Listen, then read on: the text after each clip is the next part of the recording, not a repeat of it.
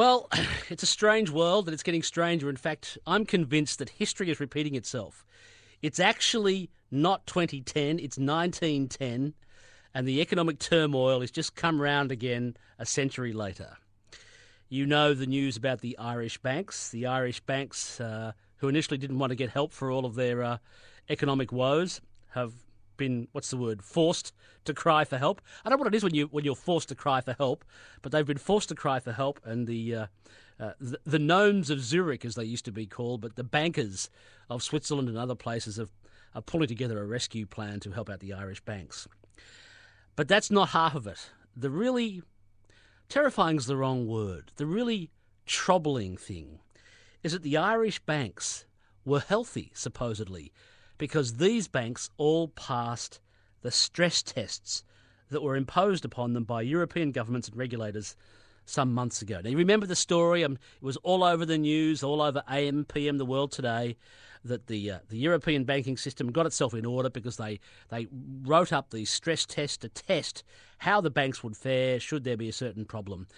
And the irony is that these Irish banks that are now being bailed out all passed.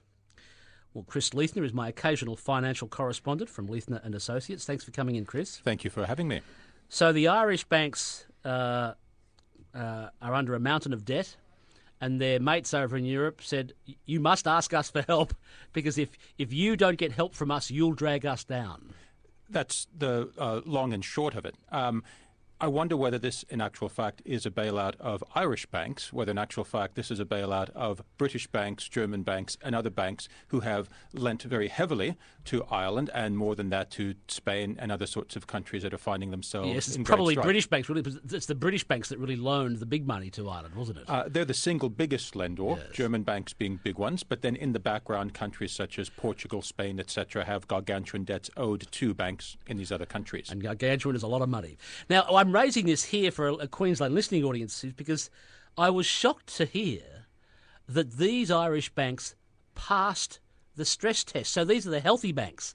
These are the ones that were able to cope with financial stress. That's the critical point. The stress tests were conducted round about 4 months or so ago. The cynic would say that the purpose of everyone passing, the same way that the objective of every child passing a test in an elementary school is to get this class out of the way to assert that there's no problem, when in actual fact Johnny and Janie can't read. In other words, it simply shifts a problem to another level. The problem never did go away. We're now seeing it come again. Or to look at it from a slightly different point of view, phase one of these sorts of problems is that government central banks in a particular country, say Ireland, vehemently deny that there's any problem. Phase two, they say, well, okay, in actual fact, there is a problem, but a bailout of X amount of dollars will, quote, solve the problem. Stage three is a bailout of X amount of dollars is duly provided and so on. Then stage four comes whereby, rumors are that the problem wasn't X dollars, but it's 2 times, 3 times, 4 times the size. Governments vehemently deny it. You see where this is going, that it's constantly kicking the tin a bit further down the track, but the underlying problem is still there. It doesn't go away, and in actual fact, it gets bigger. I'm starting to believe John Pilger. John Pilger, the journalist. I interviewed him a couple of years ago, and he quotes an Irish journalist, somewhat fortuitously, who had a saying, never believe anything until it's officially denied. Well, and it's coming true. Chris, you're painting me, everything these guys say, these world economic geniuses say is untrue, is all proving to be true. That the world as they see it, in that the way to solve a problem that's been caused by people spending far too much, borrowing far too much, and saving far too little, the geniuses would have us believe that the solution to that is to borrow even more, to spend even more, to save even less. Now, any one of your listeners can see that, if person X has a drug problem or a drinking problem, the worst possible thing to do, surely, is give them more booze. That's precisely right. Right? Yes. And that's, in effect, what's being done here. That, yes, it might put a smile on the person's face, and that one last blinder before the liver completely gives up the ghost. And it's, I don't want to push the analogy too far. Yeah. It's pretty clear, though. I take your point. they're giving them more debt to solve their debt problem. Well, allegedly to solve it, and kicking it further down the track. And again, I return to the previous point that the purpose here is not necessarily to do anything for Irish banks or for Ireland, but folks in Germany and Britain and elsewhere. Ireland, when all said and is a beautiful country, but it's a small country, and that its future is not going to determine the future of Europe, but the future of German banks and British banks and French banks might. And perhaps that's the underlying issue. Every one of these Irish banks passed the so-called stress test. Is that's that right?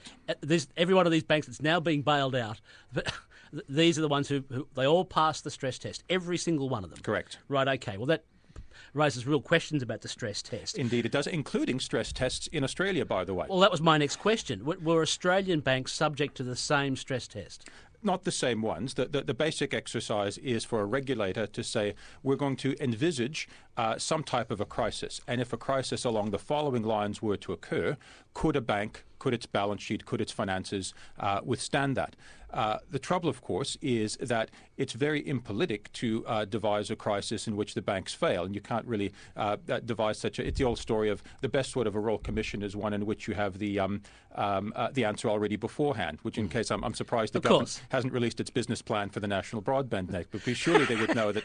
Anyway, with respect don't get us started down that path.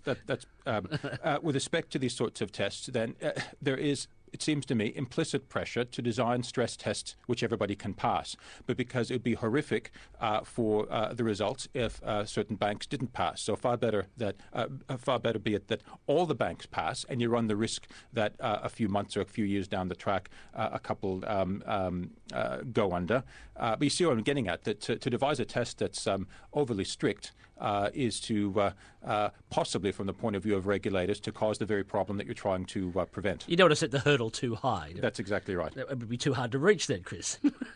Now the stress tests were part of sort of global banking agreements, aren't they? And there are a series of stress tests in the United States as well, for example. Yep. All right. So everyone stress tested their banks, and they got a list of who passed with flying colours, and they're all being bailed out in Ireland.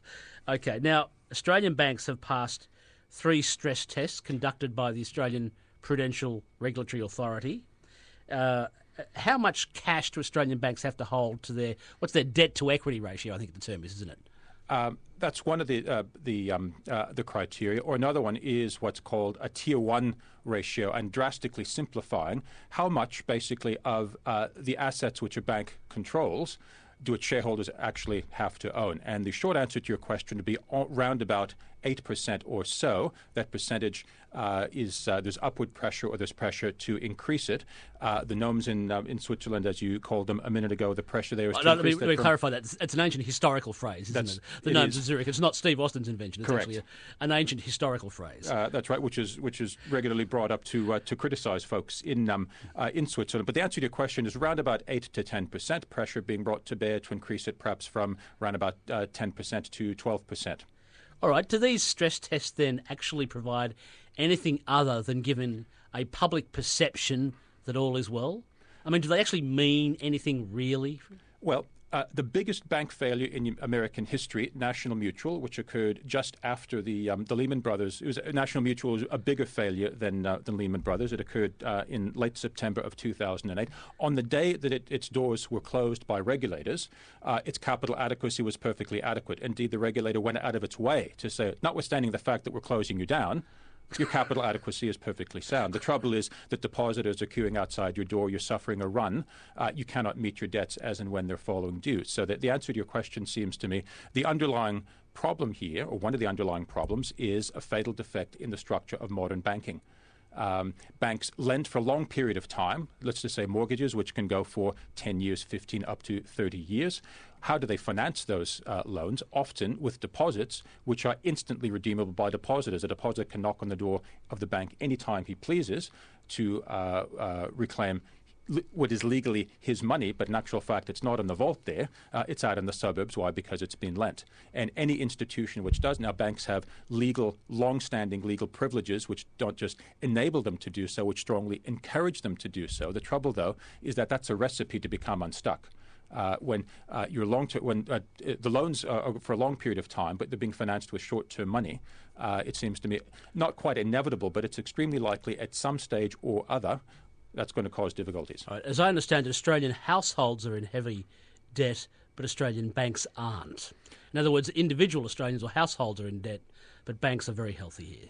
Well, that would be... We're in the top 50 in the world. That's what Standard & Poor's want you to believe. It's what the government wants you to believe, to use the inimitable phrase. Indeed, it's a Queensland government advertising campaign. If you believe the government, you're a bloody idiot. Now, it seems to me that this phrase is relentlessly repeated, that the banks here are strong. But I repeat the point, Washington Mutual, the biggest failure in American history, passed standard banking regulatory rules up till the day that it was shuttered. Now, I'm not predicting the downfall of Australian banks. I'm simply saying that the very structure of contemporary banking is far more fragile than regulate. Now, if I were a regulator, I would probably say the same things that they do. Why? Because I don't want to frighten the horses. That there are underlying issues here. How to reform the banks, how to basically say, well, if you're going to lend money for 30 years of time, you have to borrow it for a long period of time. That's going to greatly restrict the amount of lending which banks do. That's going to put downward pressure on property prices. That's going to put a premium on savings. We've discussed this in the past. Yep. And it puts a totally different cast on society. It creates a premium on savings and production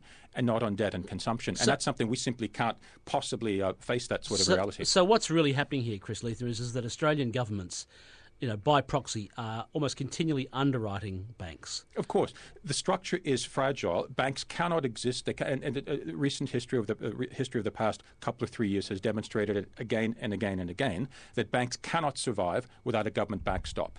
And it seems to me that's one of the reasons that people are so angry at banks, because they reap such gargantuan rewards. In other words, they privatize all of the gains, thank you very much, but when they go bankrupt, well, it's the taxpayers. They socialize the losses. They socialize the losses, precisely right.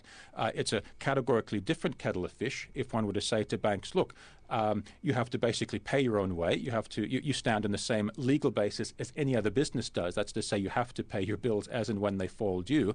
If you can't, you're going to be bankrupt. Suddenly that puts bondholders into the firing line. That it's been a class of bondholders that's been protected over the past 2 or 3 years, and taxpayers have made them whole. To properly face those sorts of issues, to say that savings and production is the way to wealth and not borrowing and consumption. That it's like we can't face that sort of a truth. That puts a cast on things. Goodness me, we have to do without until we can afford to buy it. That's a violation. You mean I can't put it on my credit card? That's precisely right. You mean I can't have it now? I have to place a value upon time. I have to save for a rainy day. I have to save for something which I can't afford at the moment. Our grandparents often didn't buy houses until they're in their 50s and 60s, and they paid 100 cents of wouldn't have been cents in a pre-decimal currency. But you see what I'm getting at? Yep. We've totally reversed that now. We got heavily into debt relatively early in life, struggle massively, run like the hamsters on the... Spend the rest of your existence paying it off. That's right. Right. Why? Because we subject to the machinations of global economics in the process. And governments who, at the end of the day, will bail out their friends, the banks. Why? Because banks do very well. How can governments finance their gargantuan deficits without banks? So the lesson is... So there's an incestuous relationship here. The lesson is your grandparents were right. Don't get into debt. Pay down your debts as much as possible and save your pennies. That's in short of it, that's far more intelligent than the prognostications of Nobel Prize winning economists. Chris Leithner, thanks for coming in. Great pleasure.